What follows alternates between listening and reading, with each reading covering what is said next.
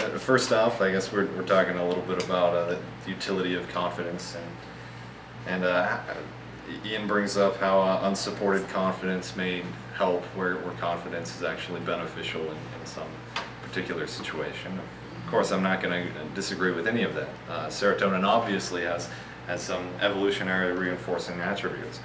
My point has never been against serotonin itself, but it's against how serotonin may prevent us from actually understanding the full truth of the situation. It's by preventing self-doubt, by causing one to be more predisposed to ignore evidence which counters their own views and embrace evidence which supports their views. So, as Ian mentioned, self-doubt is correlated with invention, and people often with the most innovative minds in the world are disproportionately likely to commit suicide. That's very unfortunate, but it's rather common. Certainly those with very creative minds also. But I mean, that's just so that's association with the more intuitive Myers-Briggs cognitive function. So then after that, Ian talks about how faith often generates social structures which can benefit social cohesion. Obviously, I'm taking this back one more and saying that serotonin is causing the faith, which is causing the social structures, and so I mean, and it is those social structures which reinforce the same predispositions. So I mean, if you're in a community of people who agree with you on everything, you are not in a community which is very likely to generate self-doubt as a social good, or generate any sort of critical dialogue.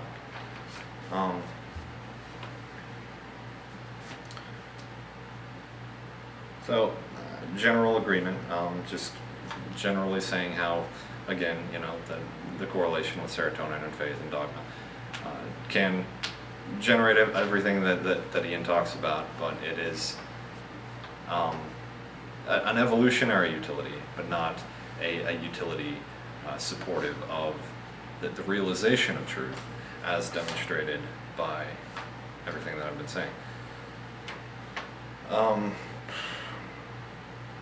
So, and then Ian brings up the anxiety associated with hyperactive agency detection.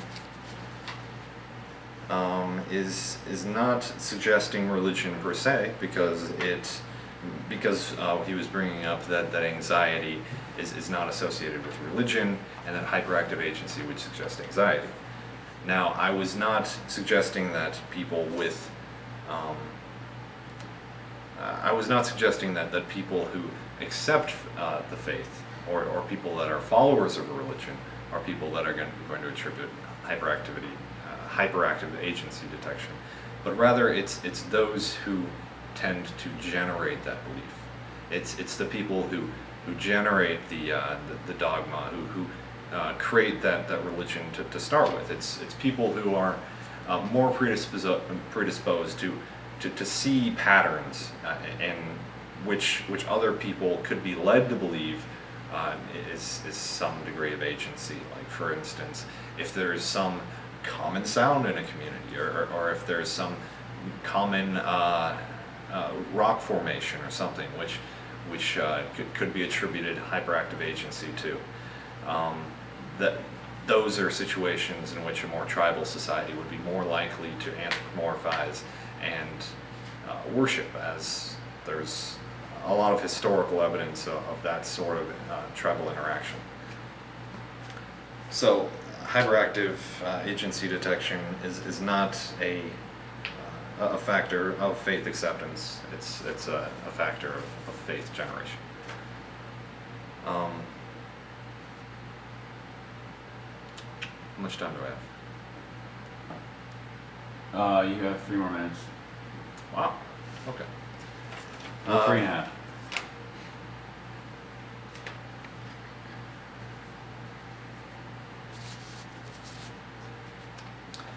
Okay.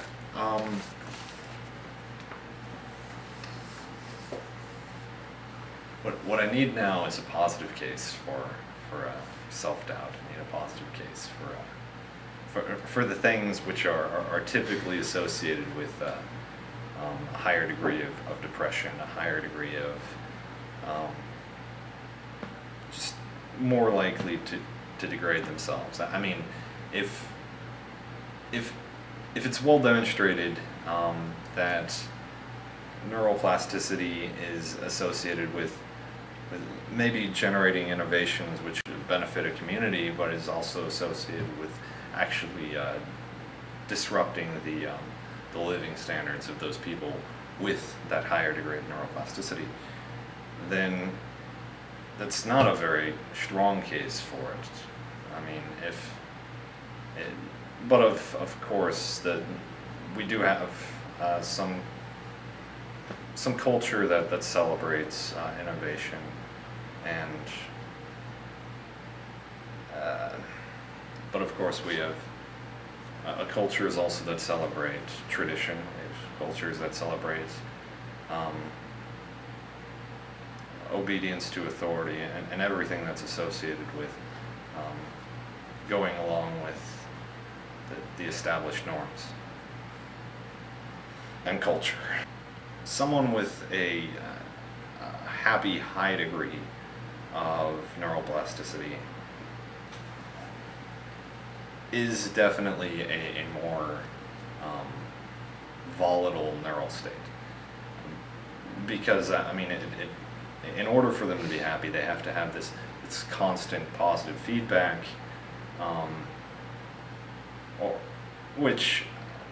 or the kind of self-actualized realization that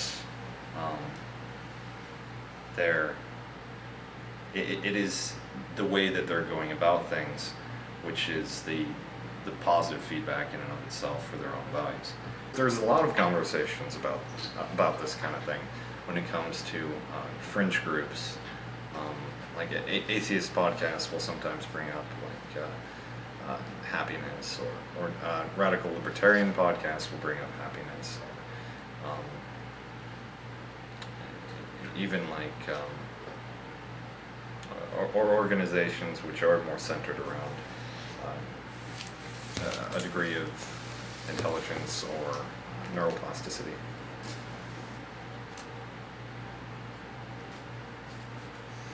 It's definitely something which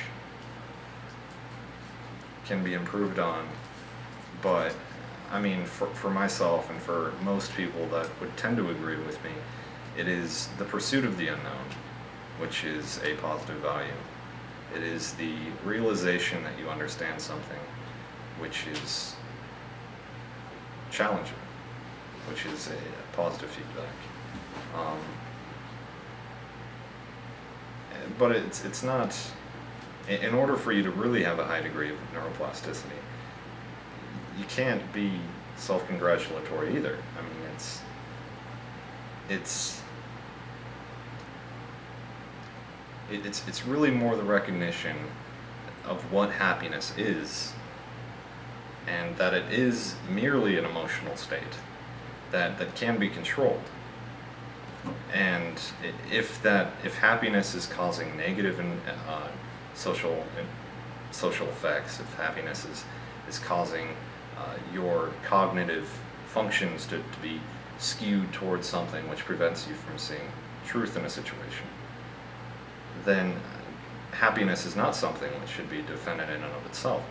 And those who actually pursue happiness are not people that are going to be more likely to be happy anyway. Happiness is something which, in best case scenarios, is something which follows the pursuit of one's values, not something, because a pursuit of happiness is very often destructive. And the pursuit of truth is something that at least makes me happy, and it's something that, for that reason, higher degrees of serotonin are not preferable.